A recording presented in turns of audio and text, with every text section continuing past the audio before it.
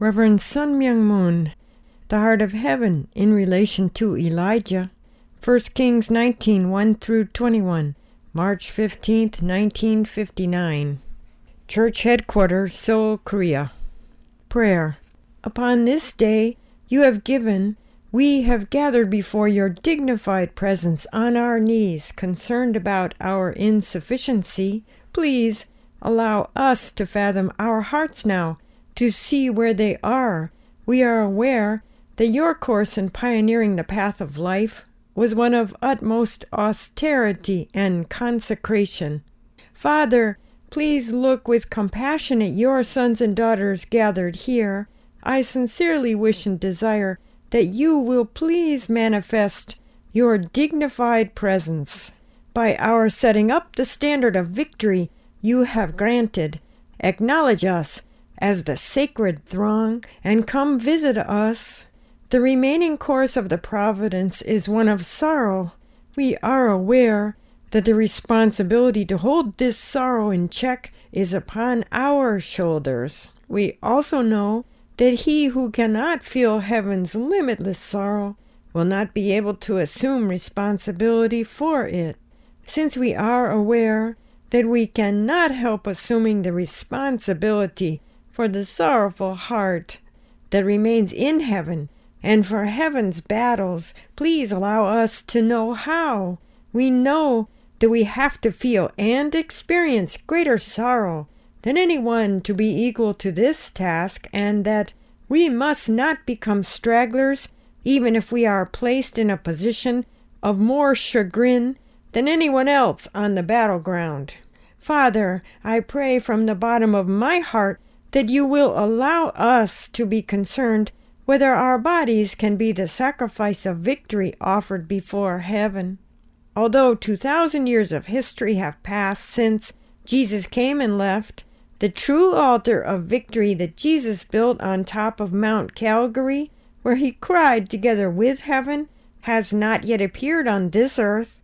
We know that the time has come when heaven cannot help moving, human beings on this earth cannot help moving, and the summit of worldwide Golgotha must appear, where heaven and earth meet. This is the time when Gethsemane must appear. There will have to be numerous believers who assume responsibility. However, we know in reality that there is no throng of people in whom heaven can seek and rejoice. Therefore, the sons and daughters who feel concern about the Father's heart will have to wail more and more as they look upon this earth. Father, please allow us to know that the greater the ardent mind of the Father, as he eagerly looks forward to the day of hope, the greater is his heart of longing for the person to appear on the earth who can render devoted service to him. Please allow us to assume all historical grief by becoming sons and daughters who can be held in the Father's hands and raised in the Father's bosom by offering all our minds and bodies. We know that this must be the hour when our minds and bodies are resurrected anew through the miracles the Father personally works. Please forgive us for not having fulfilled the responsibility you entrusted to us in the past week. Forgive us for not having rendered devoted service to you. Please forgive us for not having led a tear-stained life, holding on to your heart. Forgive us for having forgotten that you never gave a thought to your own toil as you sought each one of us. Father, I ardently pray from the depth of my heart that you will allow us to be your newly resolved and determined sons and daughters in this hour, each conscious of his or her insufficiencies in the past. Let us be able to step forth, upholding the minds within us, which are centered on the Father's heart. Father, since this is a holy day, please look with compassion upon the 30 million Korean people who are in such a pitiful situation. Father, I sincerely wish and desire that you will please be their friend, their leader, and the master who revives their lives. Please be the center of their hope, Father.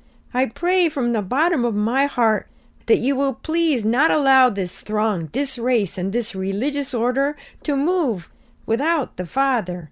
I ardently wish and desire that you will bestow the blessing that you were to grant in this hour. Please allow your sons and daughters who assume the responsibility for the day of victory to be able to fulfill the mission.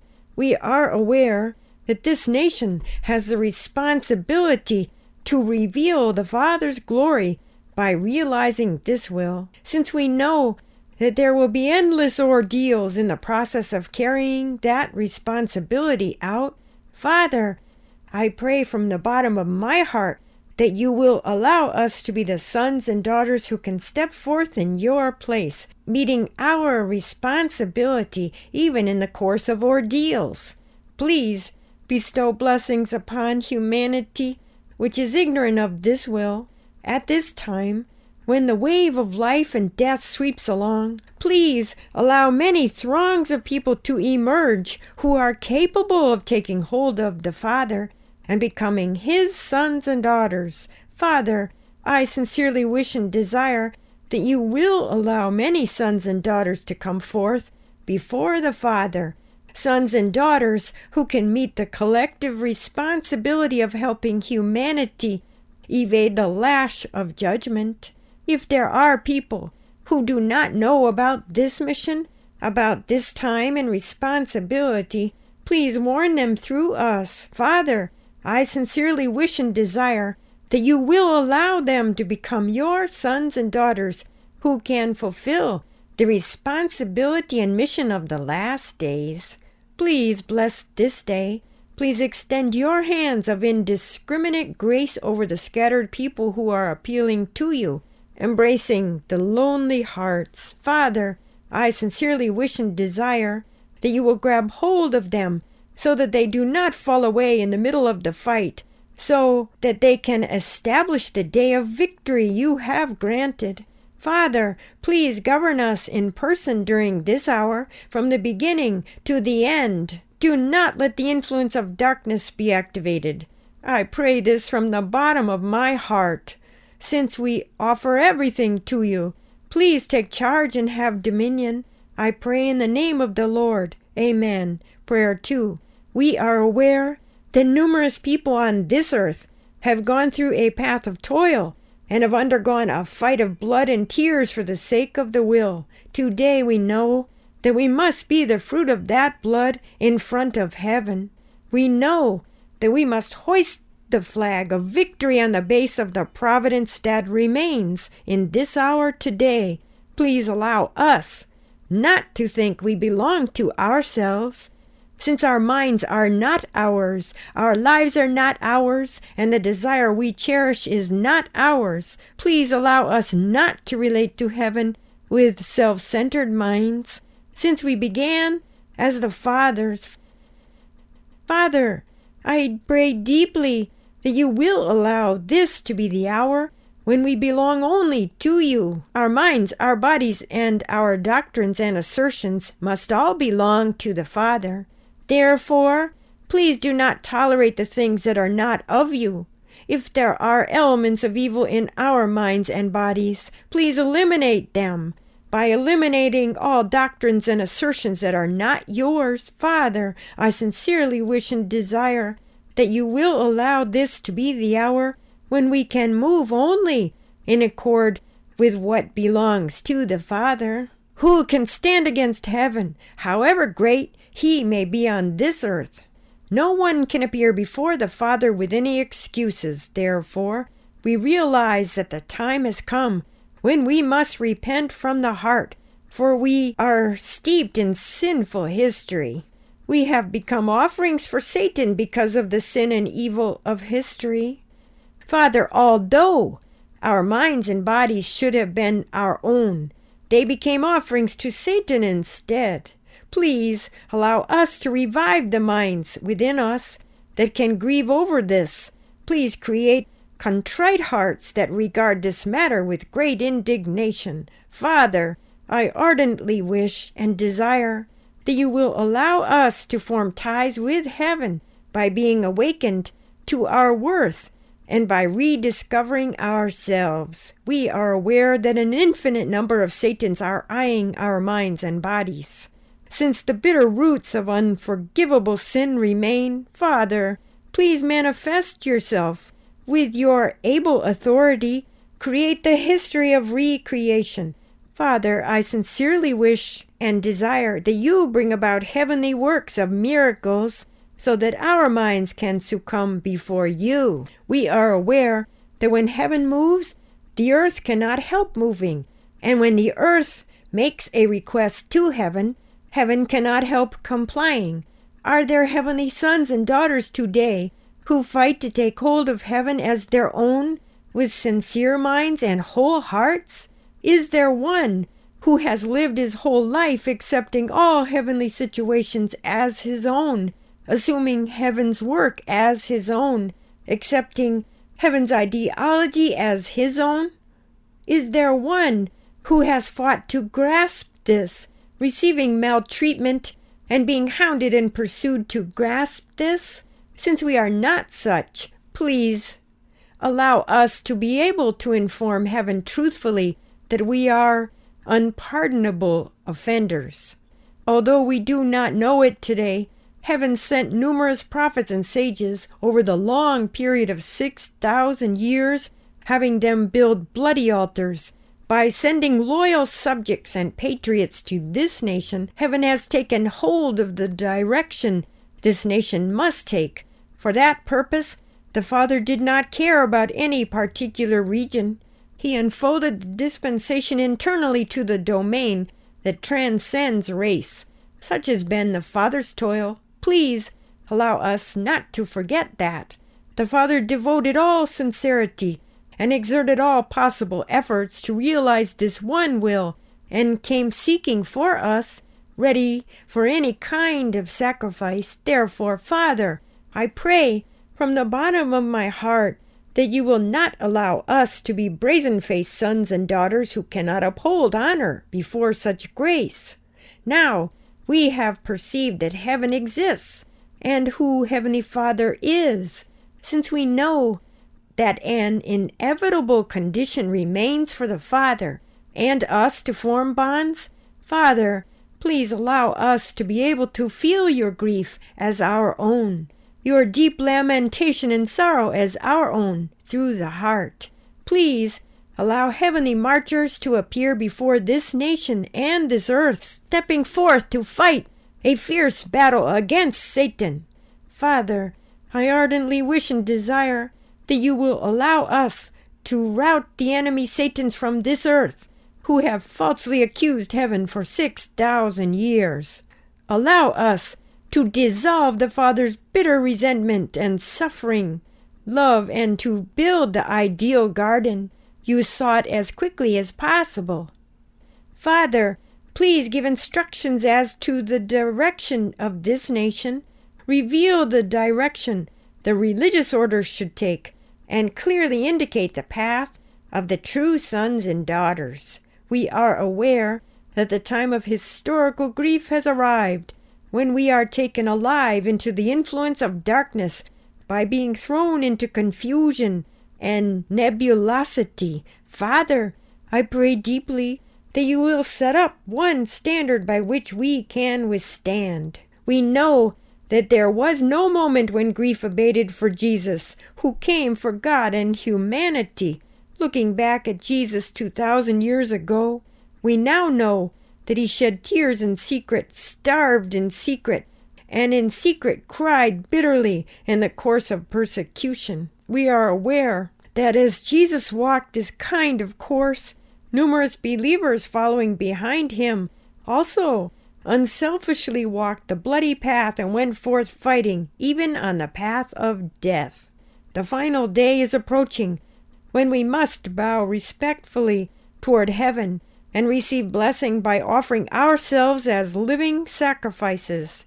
The time is coming near to sing of the glory of heaven by offering the whole of our lives. Where are your sons and daughters who will offer themselves as living sacrifices before you today?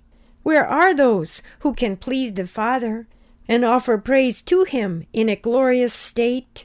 We understand the heart of the Father, who is searching, wondering where are such people. We know that if you feel sorrowful, it is because you could not find your reciprocating partner, because you could not find one substantial entity of glory. Father, please work so that we can at least have a mind to tremble for fear that the heavenly sorrow may be extended to posterity for 1,000 years through the marks we leave today. What did the sons and daughters gathered here come in search of? The place these people must go is not here, but the Father's home. Is there one who has sat on the Father's throne? Is there one who will be remembered in the Father's mind? We know that if we do not become such people, we can become nothing but objects for mockery in front of billions of Satans and offerings for them. Please allow us to prostrate before the Father, concentrating our minds together in this hour. The path to the heavenly castle is the path of the cross. Please let us know that we must go to the top of Golgotha, carrying our cross on our back. We must go so far as the place of bloodshed, the place of the cross, and be subjected to persecution. Father, I pray from the bottom of my heart that you will allow us to know that you are seeking the throng of people who forget about themselves, who forget their sorrow and pain and exert themselves to the utmost to walk the path of Golgotha today and tomorrow. Please look upon the 30 million Korean people with compassion. Bless the numerous religious orders which have appeared on their behalf. It is a time when brother fights against brother.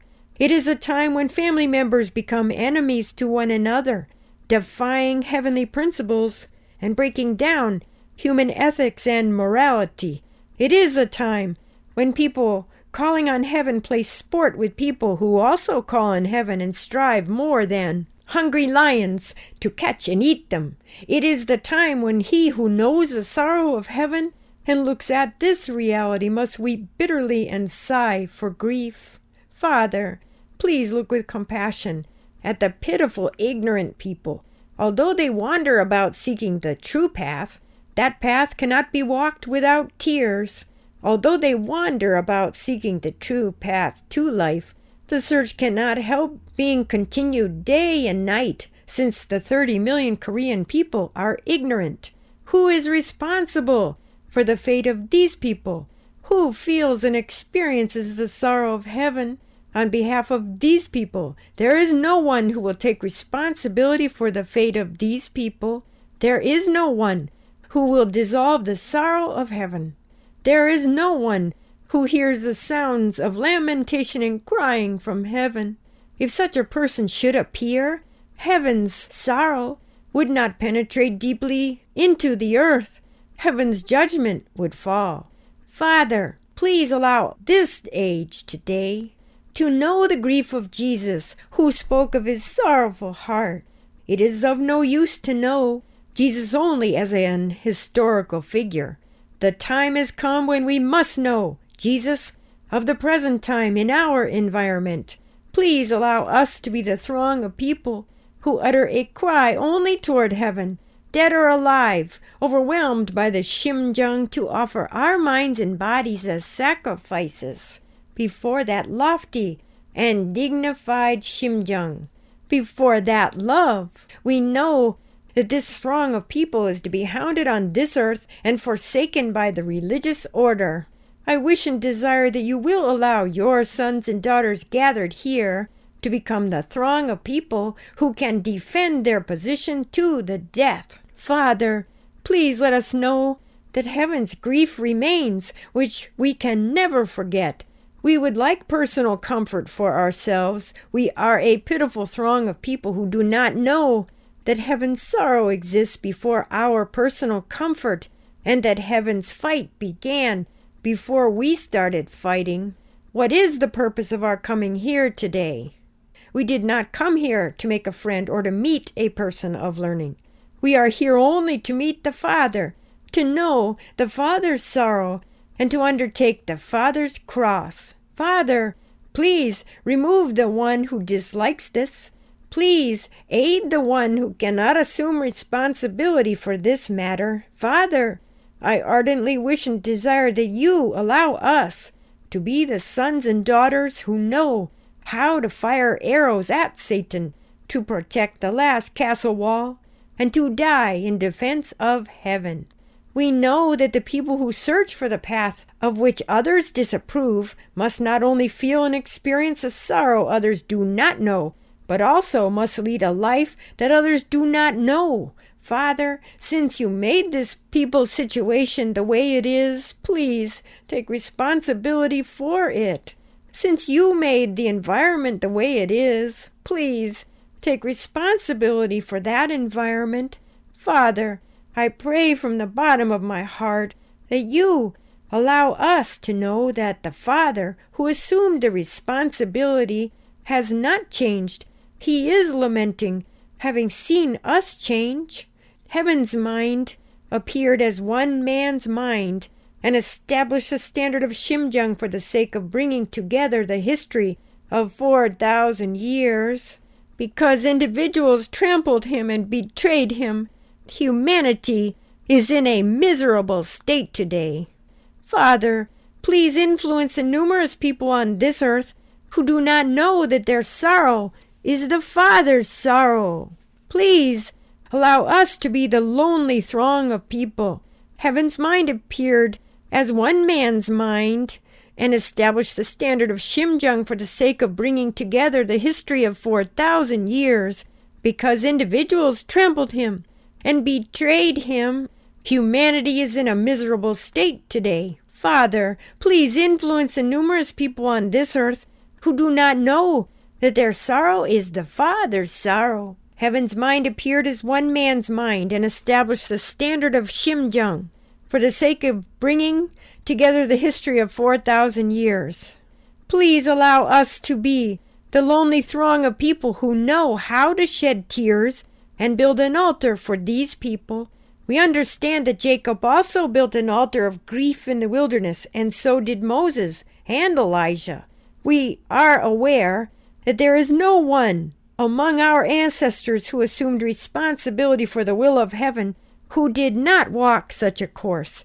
Since we want to inherit their tradition, Father, I sincerely wish and desire that you allow us to be the sons and daughters who know how to minister to the Father, having prepared a sanctuary by rebuilding the altar left behind and by rebuilding the fallen castle. Father, will you grant a blessing this day? Please bless us. If this is not the case, please allow us to feel and experience the Father's sorrowful heart. By doing so, Father, I ardently wish and desire that you will arouse in us at least the mind to expose our guilt and repent. Father, please be concerned about the path the Korean religious world is taking. Please take charge of everything these people have and govern them. Father, please be aware of the situation of the throng of people who are being hounded and who sigh for grief and feel sorrowful because of it. I sincerely wish and desire that you will grant them the day of victory when they can be embraced in the bosom of the Father's love. For the numerous people who are persevering on their path, striving in the course they have to go over, Father, I ardently beseech you to grant them a new morning of glory. Your sons and daughters gathered here today have not shown sincerity in our service to you. Please let the passion of ardent Shimjung admiration and longing with which we can humbly seek and enter into the Father's heart with bowed heads rise high toward the sky. I ardently solicit and desire that you will guide this to be the hour where we are able to enter into the realm of heart in which we can call you Father, going beyond the range of our perception, forming ties with your grace of compassion, ardently wishing and desiring that you will embrace the lonely families scattered throughout the localities with the same grace in this hour. I pray all these things in the name of the Lord. Amen. After fallen history began, God came forth holding on to the chosen Israel for a long time, unconcerned about his own great toil. After the lapse of 3,000 years, he established King Saul with great hope and expectation. Because Saul could not fulfill his responsibility, however, the original will of God was prolonged through King David to the time of King Solomon. In other words, the will God wanted to realize by establishing Saul was prolonged 120 years. King Solomon had a heavenly responsibility to build the holy temple by upholding the will of heaven and to unite his people with it through his leadership. However, we understand that since he too committed sin, he ended up handing the people over to become puppets of Satan. After King Solomon's death, the Israelites were divided into the kingdoms of northern Israel and southern Judah by King Jeroboam and King Rehoboam. The Israelites were the chosen people. With one leader centered upon God, they were to act according to his commands. They were the people God had led through a history of toil. We know the sorrowful fact very well that the Israelites were divided into the two kingdoms of north and south, contrary to heaven's wish. All 12 tribes of Israel should have united with heaven, centered on one altar, standing on heaven's side. When Jacob set out for Haran, God appeared and blessed him in Bethel. Jacob set up the stone he had placed under his head while sleeping as a pillar, and made a vow to God. Before crossing the Jabbok River, he gathered stones and piled them in a heap at Mount Gilead, hung God's name over it, and made a promise. The Israelites who descended from Jacob upon receiving blessing from heaven should have upheld the holy temple by being united as one sovereign nation and people over whom God could exercise his authority. Yet, abandoning the heavenly mission, the 12 tribes divided into 10 in the northern kingdom and 2 in the southern kingdom. We should remember this as more than just an historical fact. It was a sorrowful fact. The Israelites at that time were the survivors of the tears and bloodshed of 3,000 years. They were the surviving throng of hounded and mistreated people. They forgot about bearing a grudge against the numerous foreign peoples who had trampled them down and mistreated them, and the numerous Satans who had betrayed the will of God. Instead, they entered into a bloody civil war. We must think about the heart of God as he watched Israel and Judah cause such sorrow. The Israelites who entered the blessed land of Canaan under the guidance of Joshua and Caleb should have ministered to God by building a holy temple where God could dwell, centered on King Solomon. Nevertheless, they battled against each other, divided into 2 kingdoms. They even worshipped Baal and Asherah.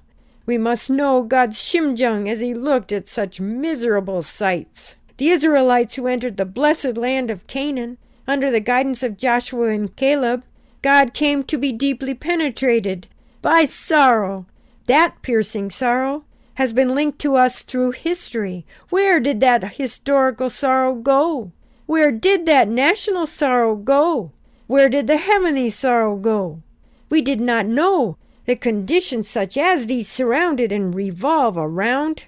Conditions such as these surround the environment of those who seek heaven. Conditions such as these are trying to straighten the direction of the path we are to walk beyond our consciousness. Looking at the pitiable situation, God sought out and set up a person called Elijah from the peasants living in Gilead.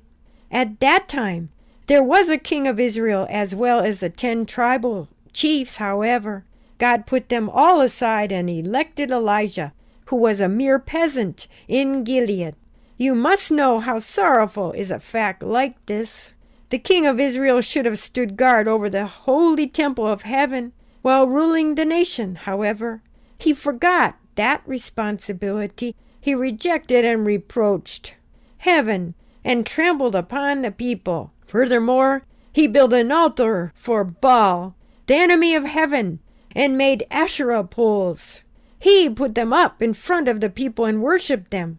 We must think about how heaven must have hated King Ahab for doing such things, because God could not control the anger and sorrow in his heart at seeing the chosen people being trampled by Satan. God chose one person. That chosen person was not the king of the nation, not royalty, not a tribal chief, but a commoner, Elijah. Heavenly Father was in the situation where he could not find the person he had to find. He could not have the person he had to have. He could not lead the people he had to lead.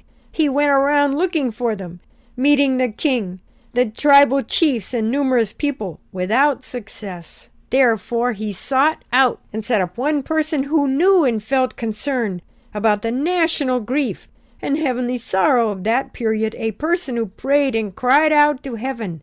That person was Elijah.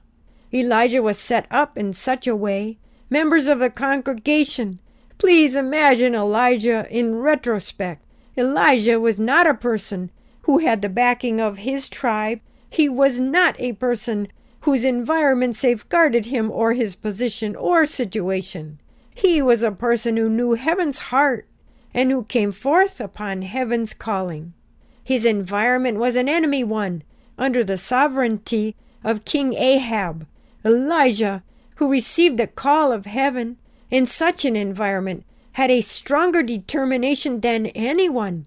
He was determined that even if he were to die, he would die holding on to his people. Even if he was to die, Elijah tried to uphold the tradition of the prophets and sages who had represented the historical heart in the course of the national level providence. Going further, Elijah shed tears of concern about God's heart. He wept on behalf of the nation and its history. You must reflect upon this.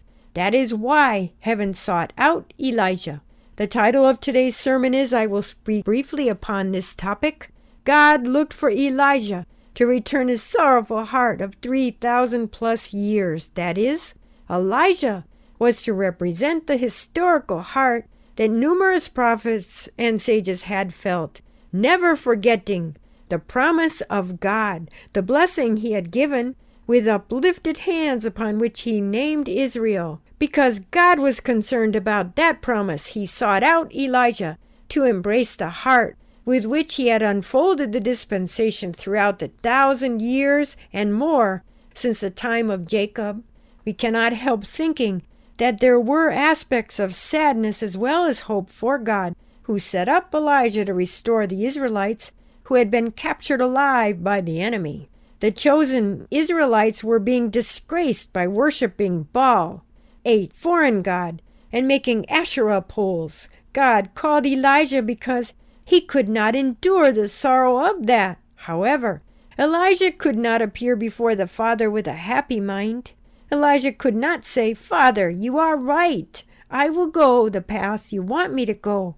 I will assume the responsibility for which you have called me. Elijah said, I am nothing but a man of the people. O heaven, since there are many tribal chiefs who are greater than I, there is a king, there is royalty, there are numerous Israelites. Why have you sought after someone so insignificant as I? Because of his great concern for Israel, Elijah could not help but unselfishly ask to be excused before heaven, for he was a person of conscience. Yet heaven knew that he could not set up any of those people. He knew that no one but Elijah would do.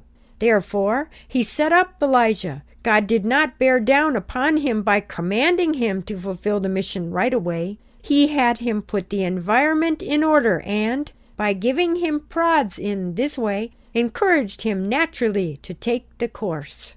When Elijah appeared before King Ahab after receiving heaven's calling, he was not forced to make a decision all in a moment, saying, Since it is the Father's words, I will do it right away. Instead, heaven made him run up against an environment in which he could not help going forth, by letting him know that the misery of the people and his own misery were getting worse. God had made him make a resolution saying, I will die for the people and on behalf of the tribe. Only after all this did heaven set him up as the person in charge of the fight. Such was also the case with our ancestor Noah. Noah proceeded to put the word of God into practice. God said, "Since I am surely going to judge the whole world with water 120 years from now, make yourself an ark." There might have been many occasions when he could have doubted heaven during the course of the internal fight. He must have felt his feebleness keenly many times. What permeated his mind was that the day was coming near when all the people of the earth would receive the judgment of being washed away in flood waters. Let us look at Mary. She was a chaste maiden, a faithful Israelite woman who felt a deeper concern in her heart than anyone about the Israelites. She waited for the Messiah to come with a more eager heart than anyone among the Israelites, wondering when the Messiah, the leader whom heaven had promised for several thousand years, would come. Mary knew the heart of heaven in sending the Messiah. The people of that time did not know the heart of Mary, who represented the Israelites. They were supposed to usher in the Messiah in this manner, but heaven knew it was Mary alone who had such an artistic standard.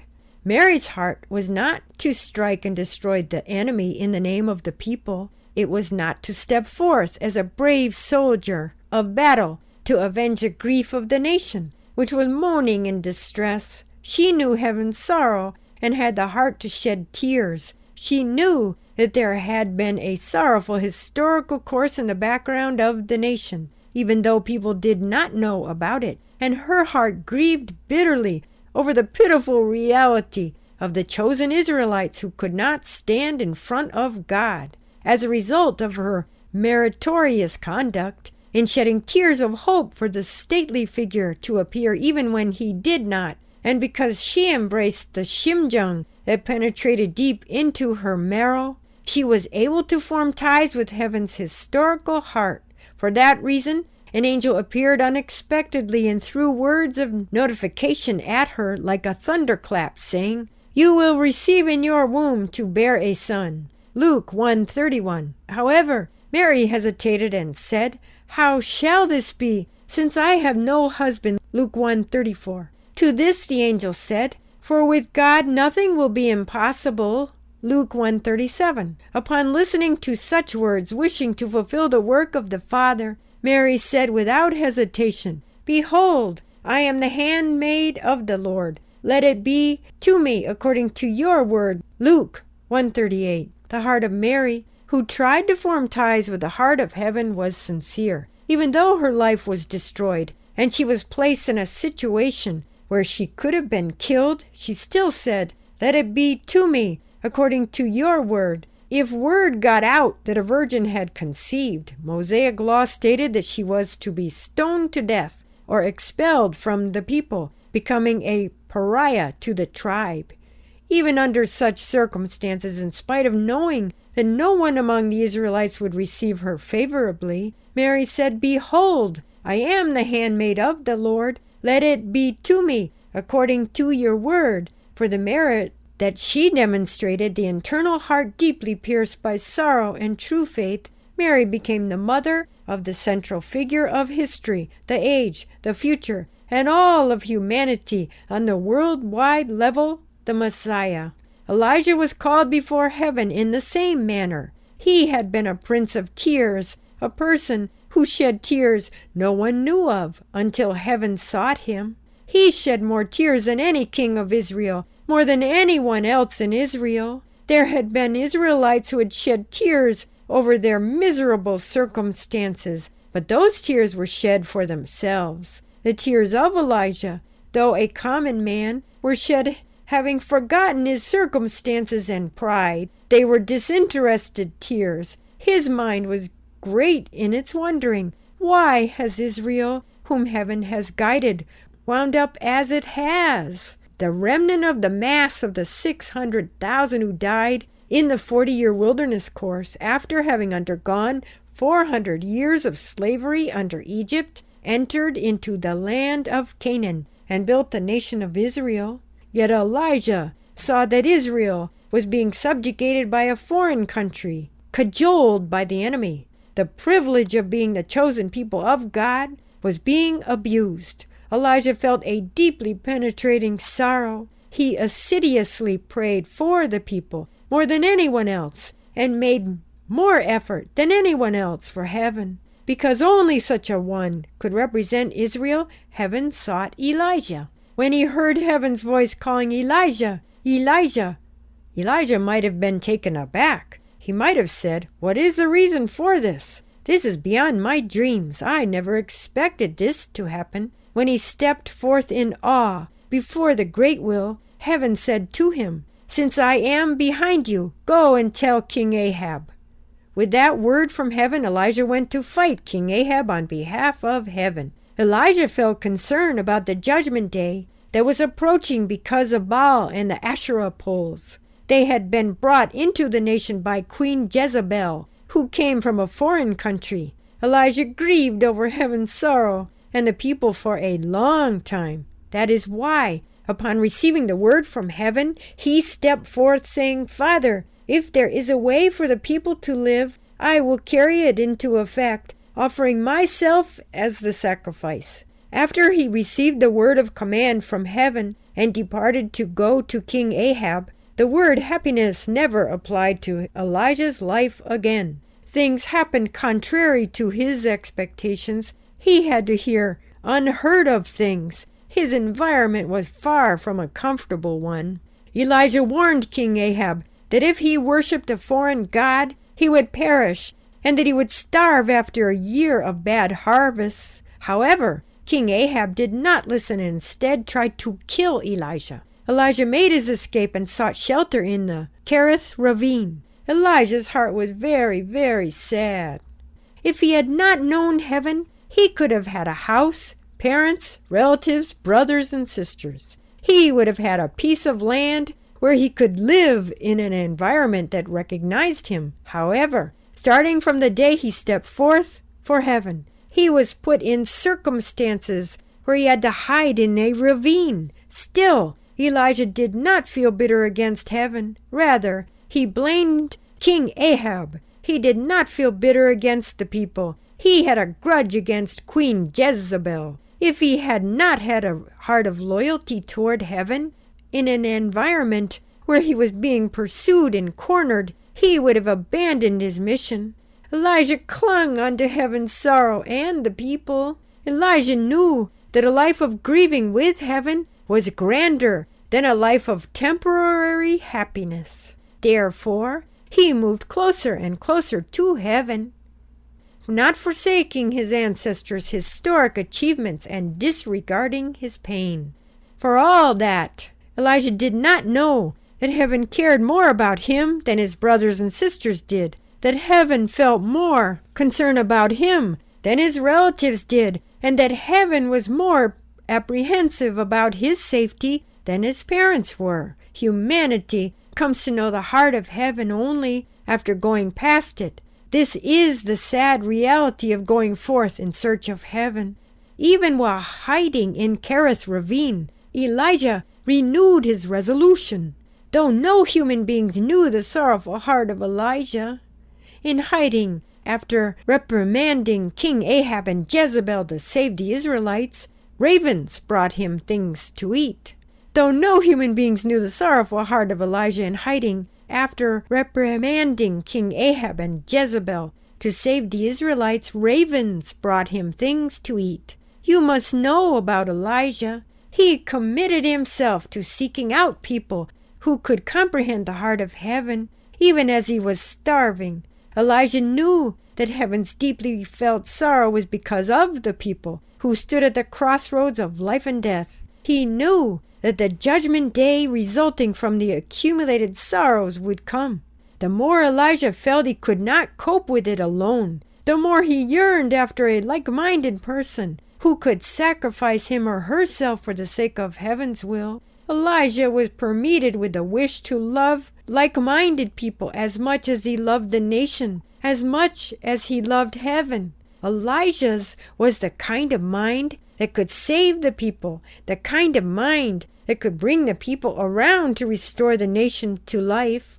This was an ardent mind, capable of forging ties between humanity and heaven. Because Elijah had such a heart, heaven chose and led him. On one occasion, Elijah happened to go to a widow's house in Zarephath and eat a piece of bread. The widow who helped pitiful Elijah made him bread not with extra flour, but with her last handful, large enough only for one meal. For that reason we must know that the widow in Zarephath would not have to worry about any food shortage after that incident. While Elijah was staying at the house of the Zarephath widow, the woman's son became ill. When he grew worse and worse and finally stopped breathing, the widow called out to Elijah, holding the boy. Upon hearing the widow's ardent appeal, Elijah prayed to heaven. Then the dead boy's life returned to him. At the top of Mount Carmel, Elijah seized and killed more than 800 prophets of Baal and Asherah. This was a big battle to set up and separate the false gods from the true one. Elijah knew that God called him because he loved the people. He realized that God called him to fight in his stead against the hated enemies. Realizing that God called him on behalf of the people to be the person in charge of fighting against the prophets of Baal and Asherah on God's behalf, Elijah seized and killed 800 and more prophets of Baal and Asherah when the fire of heaven fell and burnt up the wet altar. At the end of this incident, the Israelites were overcome with grief over a bad harvest and starvation. Elijah, who took pity on them, and went to the top of Mount Carmel, appealing to heaven repeatedly, 7 times risking his life. On that account, before King Ahab rode back, a heavy rain came.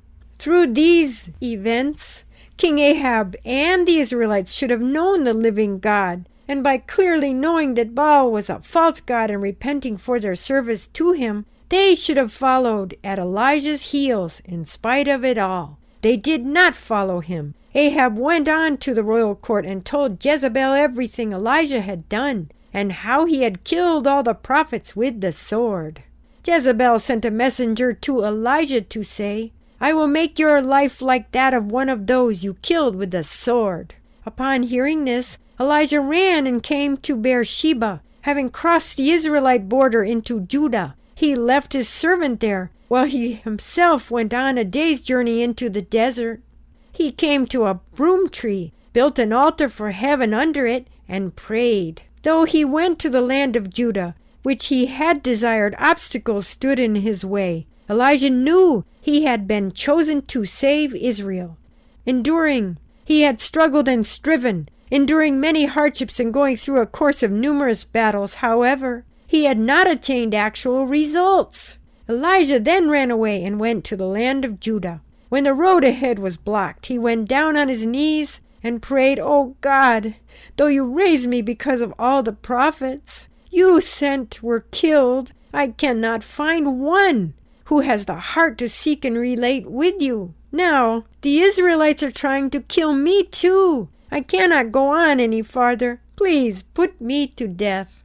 Father, I am the only one left." Elijah had made great efforts to guide the people to fulfill the providential purposes of God, who had called him, set him up, and had trusted in him. When God saw him pleading in the sad position of being driven away, saying, "Father, I am the only one left," he felt severe sadness. We must know this fact. Heaven felt that Elijah, hiding after being driven away and pursued, was more precious than the numerous Israelites. He placed more hope in him than in the land of Israel. We must stop to think about Elijah, who pled with God to render a final decision in the wilderness, where he could not choose the right direction, in utter exhaustion and having lost all hope. Furthermore, we must know God, who guided the Israelites and toiled to seek out and set up Elijah. He helped Elijah by performing various types of miracles when he was in trouble, and lent him a helping hand from the time of his youth. The heart of heaven in relation to Elijah came to be buried in grief. Elijah realized he could not stay in the land of Judah. He ended up running away to Mount Horeb, where God had bestowed blessing upon the Israelites when they came to take their way out of Egypt by walking 40 days and 40 nights. It was a mountain near Mount Sinai, where his ancestors had formed their bonds with heaven. God knew that Elijah had to cross the border, and he also knew that Elijah had a long way to go without any friend or fellow traveler. Therefore, through an angel, God gave Elijah a cake of bread baked over hot coals and a jar of water, and told him to eat and drink. Strengthened by that food, Elijah should have run toward Israel, the land of sorrow, embracing heaven's sorrow and the people's grief, harboring the enmity to get even. On the contrary, he ran in the direction of Mount Horeb. Elijah walked for 40 days and 40 nights until he reached Mount Horeb. There he went into a cave and fell asleep.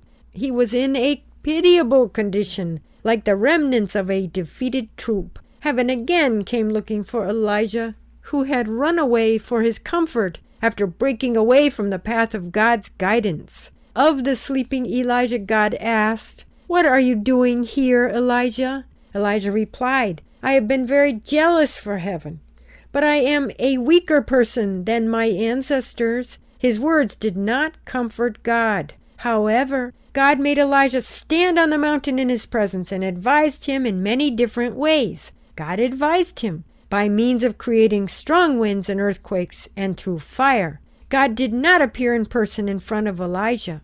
Later, God appeared to Elijah and called him in the quiet. Elijah responded, "Father, the Israelites have put your prophets to death.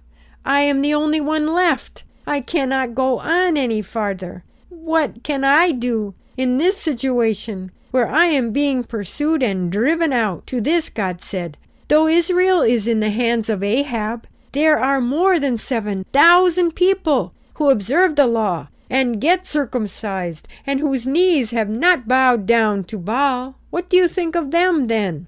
This was the expression of the sorrowful heart heaven had in relation to Elijah.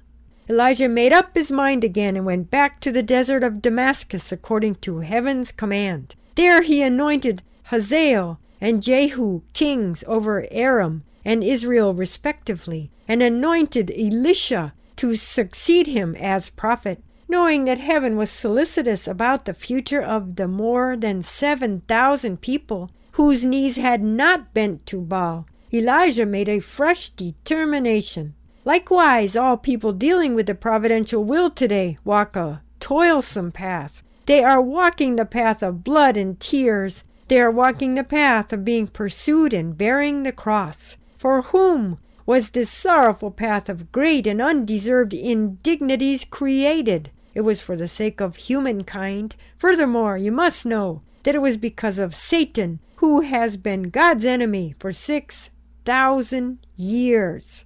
Why are we placed in a situation with sorrow and pain, into which the storm of persecution sweeps? It is to save the people and liberate heaven. Yet, even those who deal with heaven's will have difficulty in feeling such a shimjung of God. Jesus felt concern for heaven and loved his enemies even as he was crucified. Jesus was hounded by the religious order and driven away by the people. He was seen as a heathen by the religious order and as an agent of destruction by the law. He was driven away by his tribe and kicked out of his house. He was hounded even by the followers of John the Baptist. He was pursued by Satan even when he went out to the wilderness. That was not the end of it all. In the end, the whole was mobilized and he was pushed onto the path of the cross, the path of Golgotha. In spite of that, Jesus shed tears for the sake of the people who had treated him as a traitor. Though Jesus was treated as a heathen by the denomination of Judaism, he shed more blood and tears for the Israelites than any high priest. No one of that age was his ally, yet he was the friend of that age. In spite of being pursued as the traitor of the people, Jesus was a loyal subject. In spite of being treated as a heretic by the religious denomination, he was the faithful retainer of that denomination. What kind of walk did Jesus experience? He had a ghastly walk, during which he was torn, chased after, fell down, and bore the cross. That was not all. reckless scoundrels hounded him, carrying whips in their hands. If Jesus had been like Elijah in such a situation, he would have prayed, "Father, I am the only one left." When Jesus left his 3 disciples behind and prayed at the Garden of Gethsemane, he said, "My Father, if it be possible, let this cup pass from me. Nevertheless, not as I will, but as thou wilt." Matthew 26:39.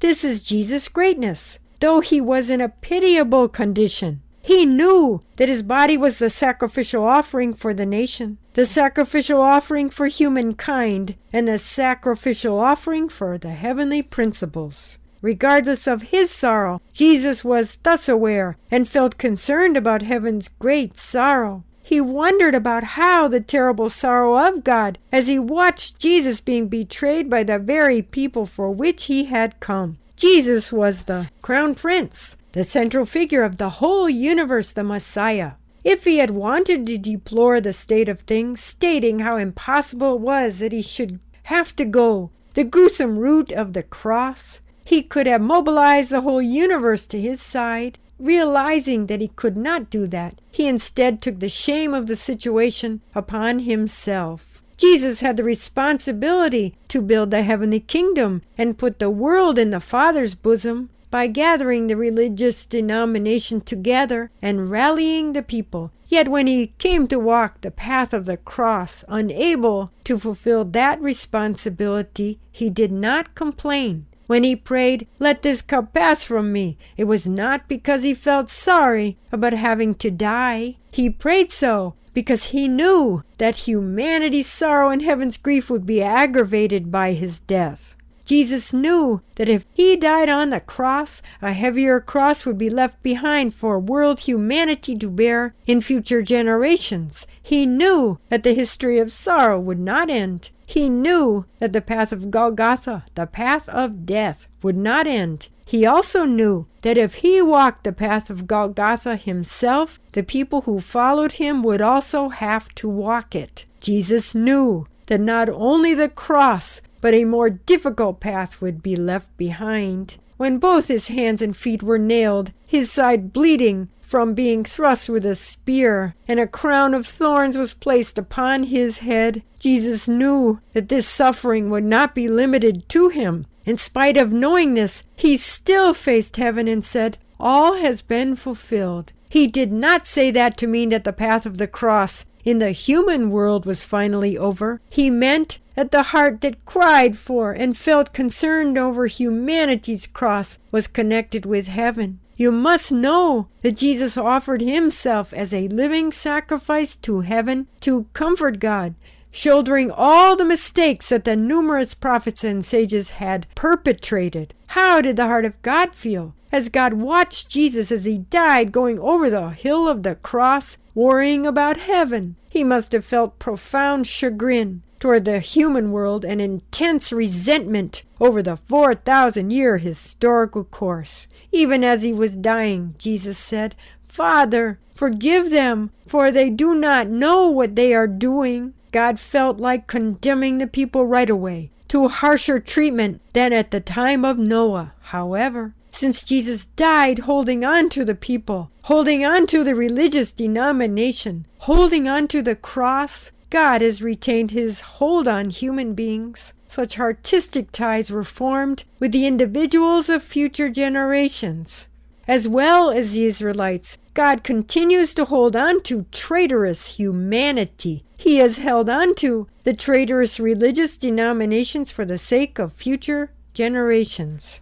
Our task, we who were born later, must now comprehend this heart of heaven. Jesus ardently wished to relate to heaven with such a heart. He desired to live this kind of life. We who are the tribe of Jesus, the successors to his undertaking, must become able to boast of ourselves as the embodiments of glory before heaven. We who stand before the heavenly expectations today, bearing such a mission and responsibility, must now think about what we must seek, what we must feel, and what we must do.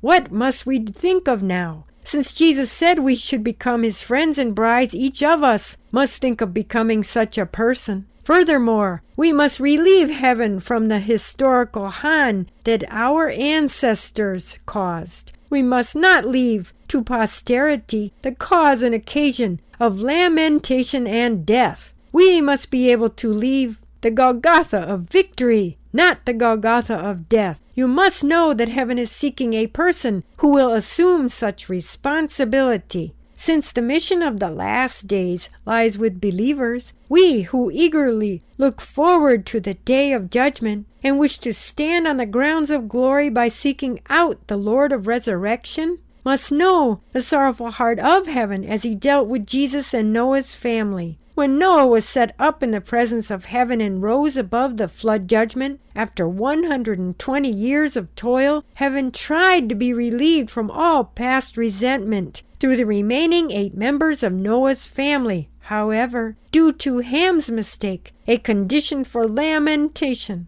was again left behind. Knowing this, we must become the people who know how to relieve God from the grief of Noah's family. Because of the mistake he made during his offering, Abraham had to offer his son Isaac as the sacrifice, and his descendants had to leave the land of Canaan and enter into Egypt. There they endured 400 years of slavery to reinstate the Israelites into the blessed land of Canaan. Heaven set up Moses and made him toil.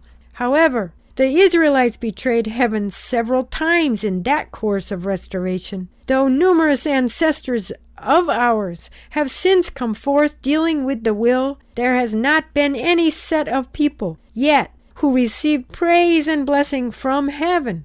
Oh yes, you have fulfilled the will.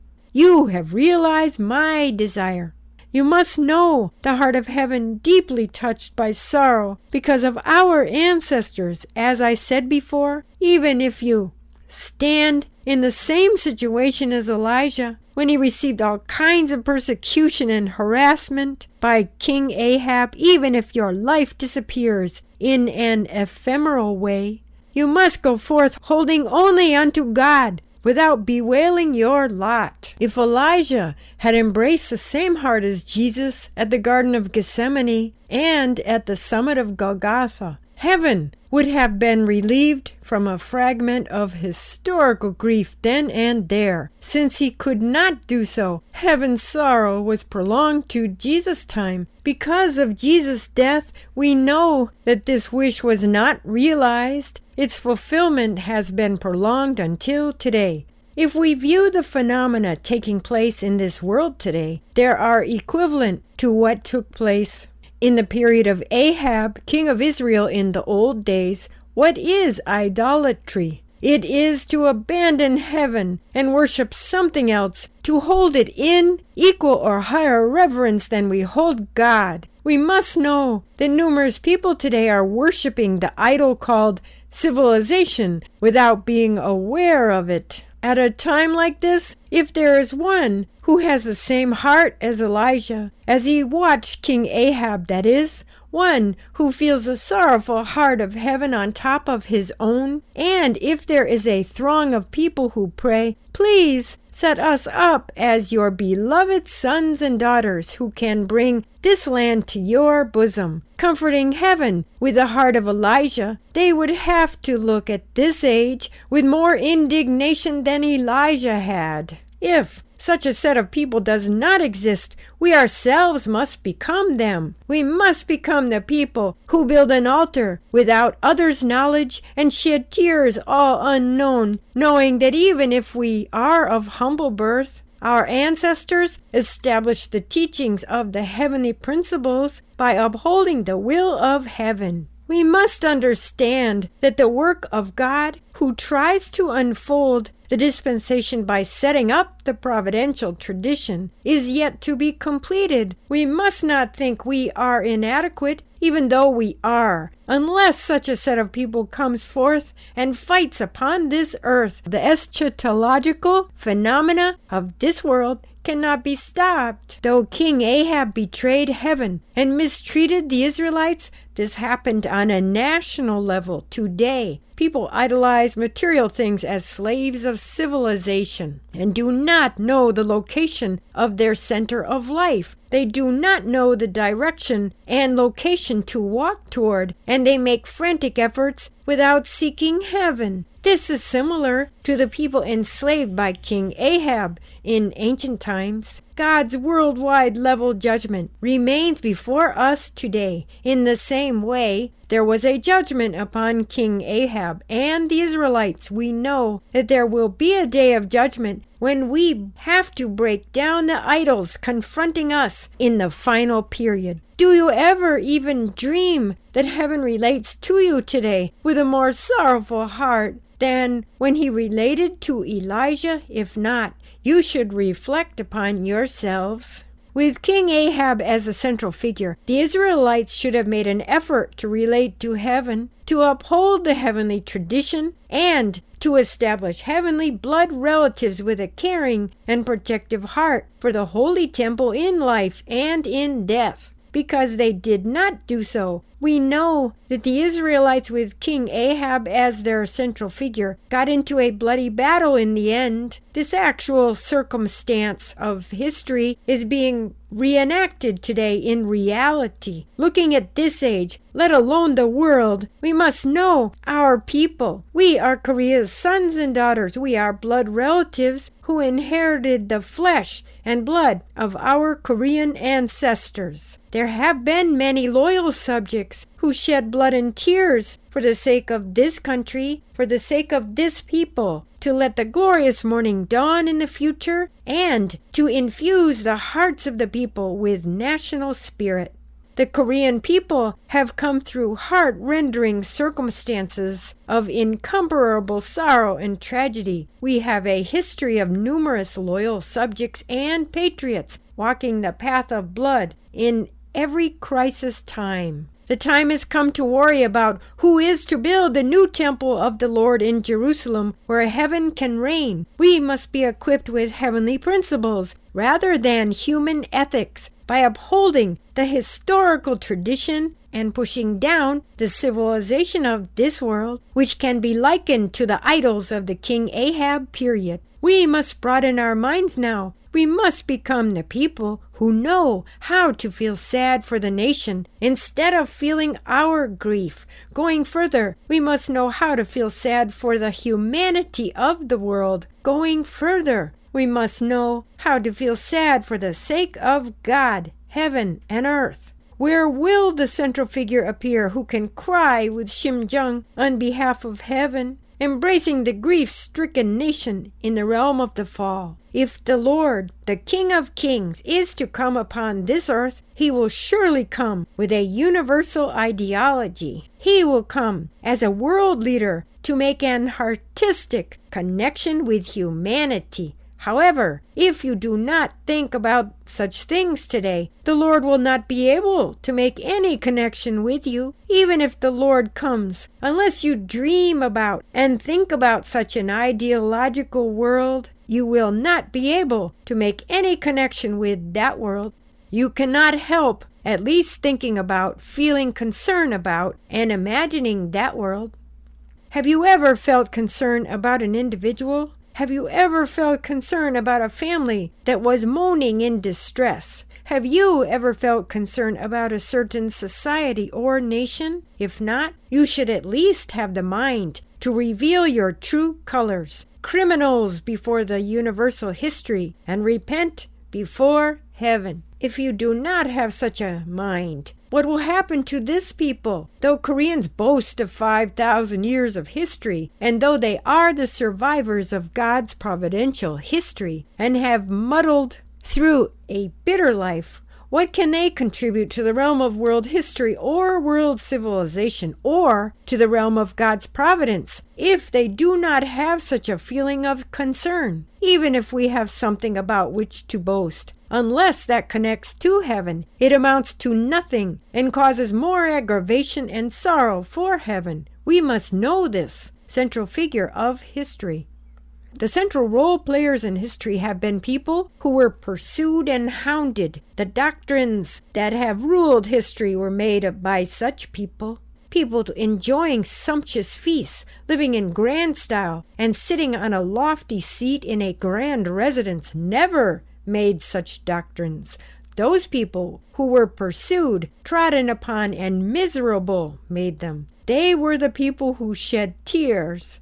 The people who shed tears on behalf of heaven, holding on to the world when the people of the nation are corrupt and the world is in utter confusion, are the successors to Elijah on the world level. Such people can stand before heaven on behalf of the Israelites for whom Elijah felt concern. If you strut proudly saying, Elijah is Elijah and I am I, you will meet with destruction. We must become those who can cry and feel sorrow together with heaven. Heaven does not exist only as logos. He is the God of the Word, of the substantial entity, of Shimjung and of love. We have become people who do not even know the Word. We do not know the purpose of our body. We do not know what our Shimjung is supposed to feel and experience. We do not know the heavenly love we should practice. Members of the congregation, what is your explanation of God's love? What is your explanation of Shimjung? What kind of being can each of you explain yourself to be? Is there some corroboration for your words? No, there is not.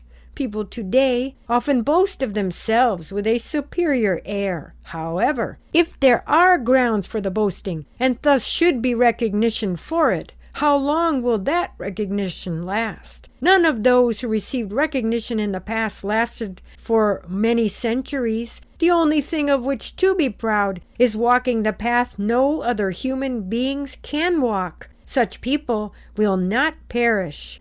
The people who have saved nations and the world before are not those who walked the common path. They were those who walked the path no others could. Christianity has walked a similar course. Christianity of the world today should draw deep sighs of grief if Christianity learned that God has toiled for the past 2,000 years by sending the Holy Spirit after Jesus' death on the cross. They would not be able to sleep in comfort, seeing the present state of Christianity. Believers in Judaism at that time of Jesus were fond of going to church, much more than churchgoers today. They were much better equipped with rites and formalities and in the precepts of the scriptures than are today's churches. They had the Word, they had their history, and they had conditions of which to be proud. Yet they could not demonstrate true faith in the presence of heaven.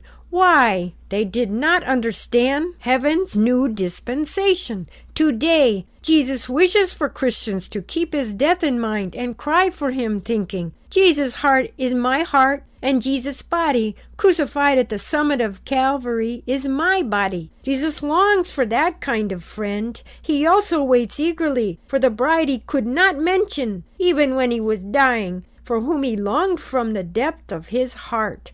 Only on the day when he meets the bride will he be able to open his heart and speak about all the things that happened in his life.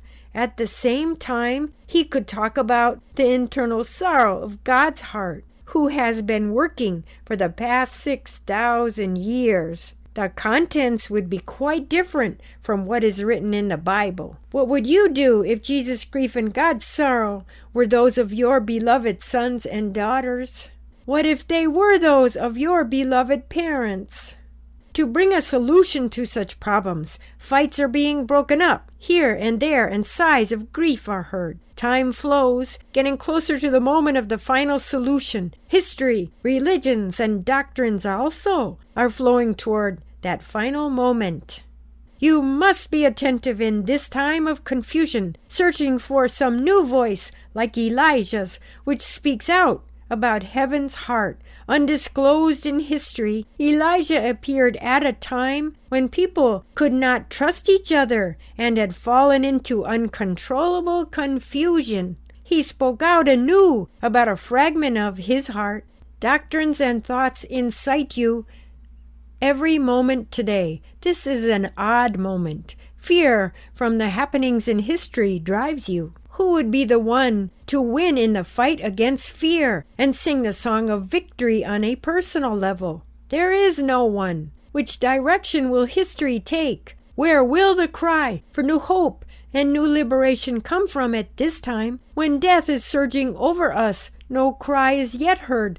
This is the problem. Now, something totally new must come out, something unimagined. You have never imagined or dreamed of that something. People are going through the age of religious battle now. In the near future, the fights between peoples, the fights between nations, the fights in the world, the fights between isms and religious fights will come to an end. The only fight that will be left will be that of the mind. No matter what sweeps over your mind, you must be able to overcome it. We are in such a time. There are a great many people living in this world, however, from the viewpoint that they do not have a vertical relationship with God. They have nothing to do with you. You may think that 30 million Korean people are closely bound up with you, but in view of the fact that they do not have a vertical connection with God, they have no relation whatsoever with you. The cry of Elijah, who climbed to the top of Carmel and cried, "Oh God, I am the only one left," should not be confined to Elijah alone. It should be the cry of those who are to be judged in these final days. Members of the congregation, are you not placed in such a situation? Who can ensure you of your life? No one and nothing, including your parents, your beloved spouses, your children, your nation, and the doctrine you embrace will ensure you of that. Yet, you have a great reward for your life. Think of it. You are ephemeral beings who cannot throw off your masks, even after having been drawn into a whirlpool that has no bottom and no end. So please do not brag about yourselves. People of the world today must go through the course of battle that Elijah went through at the top of Carmel. We must know how to appeal to heaven like Elijah, who cried, "Oh God, I am the only one left." No doctrine of the world can save the people who stand at the last stop of history. Once we realize this, we must raise our heads high toward heaven. We must yearn after that to which our minds are drawn and which liberates our minds. We must feel such a desire filling our whole body. We must be full of life and energy, and we must realize that there is something we must fulfill. Is there a group of people today who can say, "All has been finished"? At the top of Calvary, as Jesus said, at the top of Calvary on behalf of heaven? The time is coming near when you must become people who can say, "Oh God, I am the only one left." The will of providence is about to start a new history with the day of judgment as a turning point. Since it remains to be taken up by you, you must be able to say, "Oh God, I am the only one left." Why? Why? Why? These days we cannot profess any religion. We cannot put confidence in any doctrine. We cannot trust any family, relative, or teacher, and cannot pay homage to any Tao. We are placed in a situation where we cannot believe in anything at all. Therefore, you cannot help saying, looking to heaven, "Oh God, I am the only one left." This is the only position you can take. You will have to cry it out from your heart. Each of you now must go through the course of battle. You must realize that there is a heavenly will to be fulfilled. There are people to be sought, and there is the religious denomination that must be sanctified for the sake of the will. All people on the side of heaven must be mobilized.